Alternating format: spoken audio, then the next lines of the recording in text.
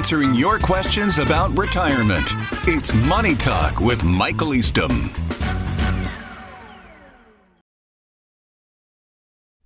My wife and I didn't do a great job of saving, since we spent most of our extra money paying off our mortgage and paying for college for our kids.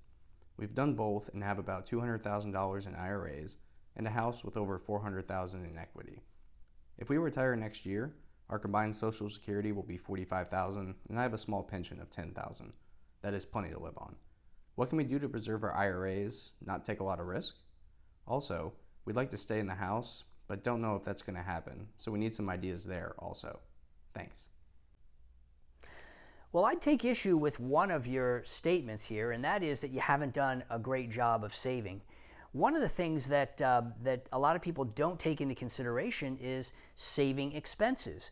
And in one sense, you've really done a fantastic job of doing that. I like to hear when people get excited about having their mortgage paid off so that they don't have a mortgage payment in retirement. You know, I don't know what your mortgage payment was, but I'm sure it was probably at least $800 or $1,000 or maybe $1,500 a month. Think about that for a second. That's $18,000 a year that you don't have to spend because your mortgage is gone.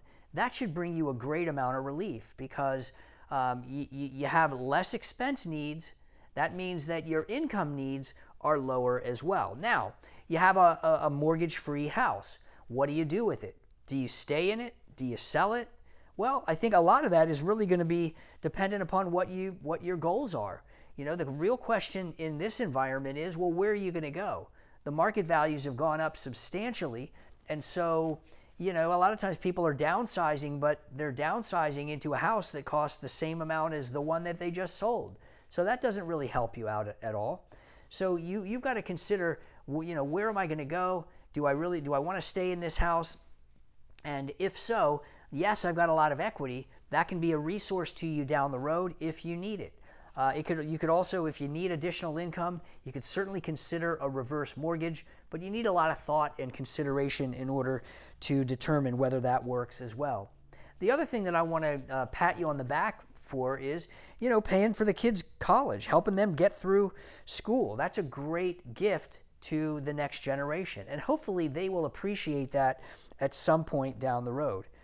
And your comment about your income is great because, you know, if you've got $55,000 a year, then you're probably in a pretty good situation from an income standpoint, at least today. So think about that $200,000 in IRAs that you have. How do you preserve that? How do you make sure that that you don't take a ton of risk and that your money is going to be available for you? Well, one of the best ways that I could at least give you advice on is to make sure that you're not invested in things that are likely to tank when the market goes down. Because if you don't need that income now, well, that's okay. That means that you've got a little bit of time.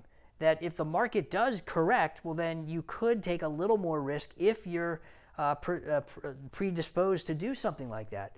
But I find a lot of folks, when they get into retirement, they don't want to take the same amount of risk as they did in their investments when they were 20 or 30 years old.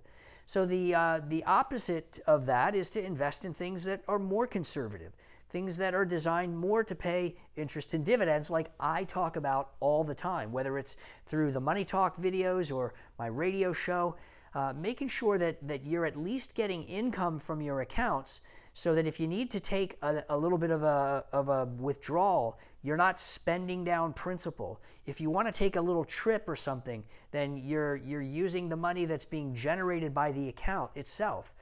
Those are the things that you want to make sure that you're doing in retirement, because if you're spending your income, and even if the market corrects, well, it doesn't really matter to you because you don't have to sell shares to generate that income.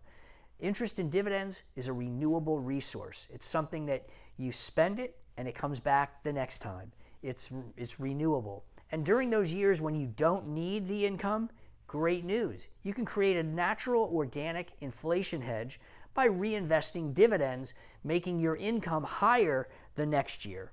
So keep all those things in mind and definitely be encouraged as you think about retiring, and certainly let us know if we can help you in any way. Thanks so much.